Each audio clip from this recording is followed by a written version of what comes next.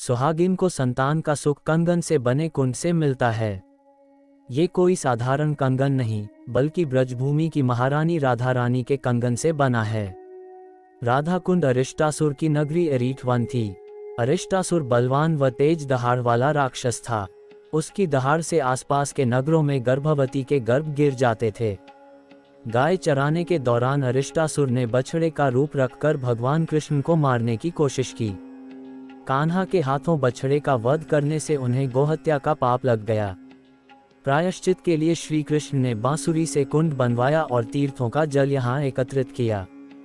इसी तरह राधा रानी ने भी अपने कंगन से कुंड खोदा और तीर्थों का जल एकत्र किया। जब दोनों कुंड भर गए तो कृष्ण और राधा ने रास किया।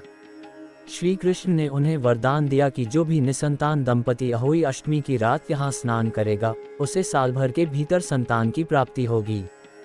इसका उल्लेख ब्रह्मा पुराण व गर्ग संहिता के गिरिराज खंड में है। यहाँ हर आंखें बरसती हैं, किसी की आंखें खुशी में तो किसी की वेदना में। जल स्वरूपा राधा रानी के वरदान का सागर राधा कुंड, आभार और अनुरोध का संगम नजर आता है। आंचल फैलाती ममता के मुंह से बस एक ही करुण पुकार सुनाई देती है कि हे राधा रानी, मेरी भी सूनी झोली भर दो।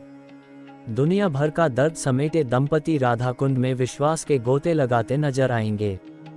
17 अक्टूबर को अहोई अष्टमी का व्रत कर आधी रात को राधा कुंड में संतान सुख की कामना लिए विश्वास के गोते लगाएंगे। इसके लिए राधा कुंड भी अपनी सुंदरता पर इठलाएगा। धार्मिक मान्यता के अनुसार अहोई अष्टमी पर राधा कुंड में आधी रात स्नान करने वाले दंपति को संतान की प्राप्ति होती है।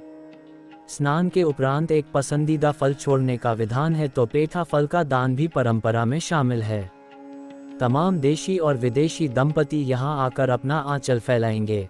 वहीं संतान की सुख प्राप्त करने वाले दंपति इस रात राधा रानी का आभार जताने के लिए भी स्नान करेंगे। मान्यता है कि निसंतान दंपति कार्तिक कृष्ण पक्ष की अष्टमी की मध्यरात्रि राधा कुंड में स्नान करते हैं तो जल्द ही उनके घर बच्चे की किलकारियां गूंजने लगती हैं।